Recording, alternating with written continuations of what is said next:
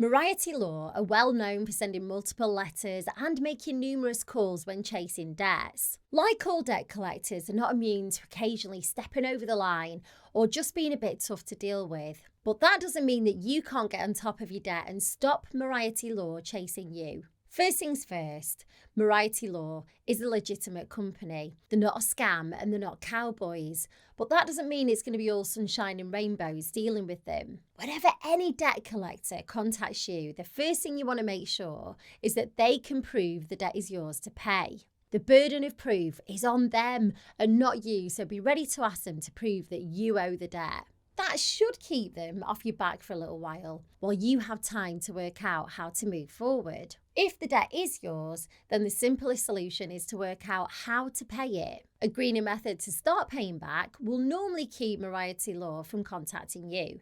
That's assuming that you stick to your agreement. Sadly, that's easier said than done, especially if you didn't know you had the debt in the first place. Luckily, you don't always have to pay all the debt back. If you're struggling financially, then there are options out there that could help. While these solutions aren't all suitable for everyone, you might find that one or two could work well for you. I'll run through them quickly here.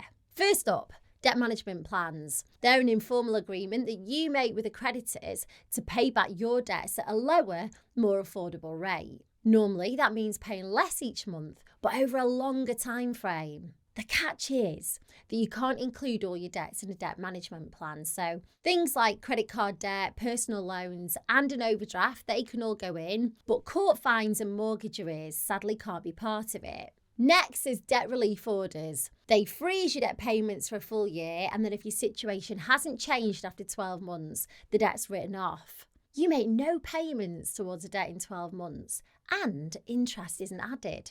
Pretty good, right? Sadly, debt relief orders have strict eligibility criteria. So, for example, you can't own anything of significant value like a house, and you can't have more than £2,000 in savings. Another option is offering a final settlement. If you happen to have access to a large lump sum, you can offer that to Moriarty Law or the creditors they work for. It might not be the full amount you owe, but sometimes they'll be willing to write off the remaining debt because you'll be saving them the time chasing you down for payments each month.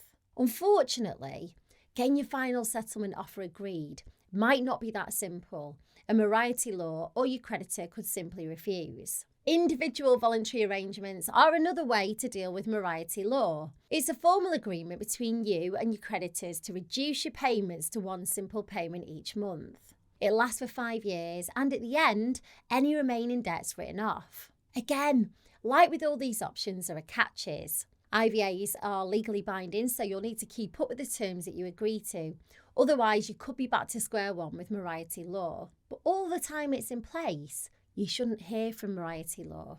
Bankruptcy is probably the most famous option. You may already know, but with bankruptcy, all your assets are reviewed and some may be sold off to pay back your debt. After a year, any remaining debt will be written off. Like with an IVA, during your year of bankruptcy, you shouldn't hear from Moriarty Law. Of course, bankruptcies have some obvious downsides, mainly that some of your belongings may be sold to pay for your debt, and your credit score will become very low. Paying back your debts, whether in full or using a method that I mentioned earlier, will ensure that you keep Moriarty Law at bay. Unfortunately, you can't just ignore them. They're likely to be persistent, which could make matters a lot worse. Moriarty Law can take court action against you if you ignore the letters. This could lead to a county court judgment, which should have a really negative impact on your credit rating, making it tough to get things like credit cards, loans, and mortgages. If you don't pay your judgment, bailiffs could come to your house. Luckily, it doesn't have to get that far if you act now. One simple step that you could take today is to find out if any of the debt solutions that I mentioned could work for you. In the description of this video, I've linked to a form on my new website, and it's got a few multiple choice questions like, how much debt do you owe and how many people do you owe? At the end of the form, it'll connect you to a company that I've partnered with to provide you with all the information you need about debt solutions that are available. Click the link in the description, go and check it out and let me know how you get on.